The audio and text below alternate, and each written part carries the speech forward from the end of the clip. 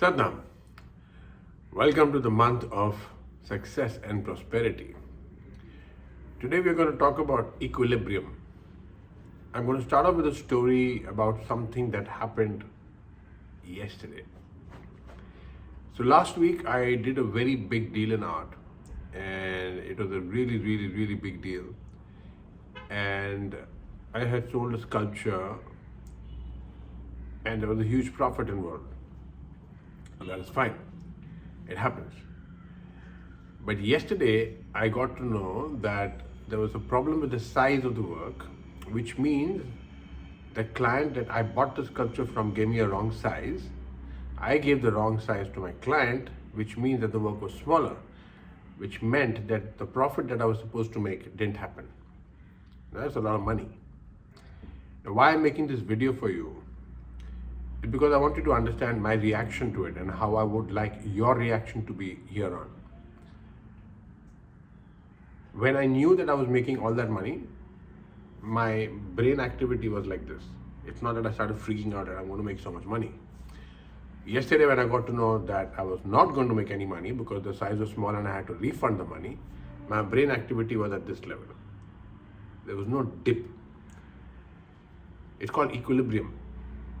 If you start flipping out when you do something well and you start doing cartwheels and you start really being exhilarated and screaming and shouting, that means you allow yourself to be in a situation when something goes wrong to get depressed and maybe even suicidal. Why would you want to do that? What I have been constantly telling you from day one of this month of success and prosperity is that business, career, and all of these things should be looked at like a game, like you're playing a game of Monopoly. The only way to succeed, if you get emotionally involved in what you do, you cannot succeed because your emotions are always going to come in the way. Please understand what I'm trying to tell you. Let me tell you another story. This is a story which the older Transform students might have heard before. So I'll revisit that for the new students. So about 15 years ago, me and my wife are sitting and watching television. We're watching a movie, and it's evening, and in between I get a call on the mobile, and I put the movie on pause. I tell my wife it's important, I have to take it, and I speak for like 2 minutes. I hang up, and then we start the movie. And after 5 minutes, I say, "Excuse me." I take the remote and I put the movie on pause, and I make a call. I call somebody up. I finish the call after 2 minutes, and then I put the movie on again. Now, my wife Sonali, she takes a remote, she puts the movie on pause, and she looks at me. She said, "What the hell just happened?" I said, "What do you mean? What happened?" She said, "Did you just make like $100,000 between 2 phone calls?" I said, "Yeah, so?" She said, "Why aren't you celebrating? Why aren't you happy? I mean, this is like so big, this is amazing, this is a lot of money, and this is," I said, "It's only money. How does it matter? Just watch the movie, let's finish it." And that's what was my reaction to making $100,000 out of nowhere within the span of 10 minutes. Now, when I lost $25 million a few years later in 2008, and I had the same reaction. My friends, some people I knew really closely, they said, "Why aren't you depressed? You lost $25 million. I said, "It's only money, honey." When I was making it, I was not doing cartwheels. I wasn't jumping up and down like a monkey. So when I lost it, I'm not depressed. It doesn't matter to me. If this is your attitude toward life, toward situations, toward money, even in life, I was in Taj. You heard about the Taj attack, the terrorist attack in Taj.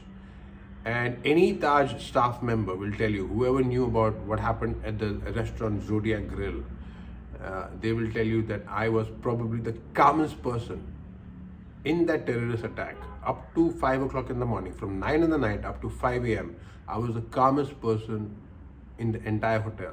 Any Taj staff member will tell you that. In fact, it came in the newspaper that I was responsible for getting 41 people out with me and Sonali that day. I was only able to do that because I was calm. So even under a terrorist attack, when the attack is happening, there are bomb blasts going all around you, you can hear gunshots, you can hear people dying. Imagine if you are able to maintain your composure and your equilibrium. That is the level of equilibrium I'm asking you to develop. Maybe you don't have it right now, and that's fine. We are all used to reacting. Don't react. Because when you are an observer to your life, what you want is to just keep learning from all your experiences, and that's how you grow. Some of the experiences are good, some of the experiences are not so good. But you are the observer. You have to learn from both of them. So, understand today's subject is equilibrium. Find your equilibrium, what it is that you need to do to come to that state of Zen all the time. Kundalini Yoga will help you a lot for that.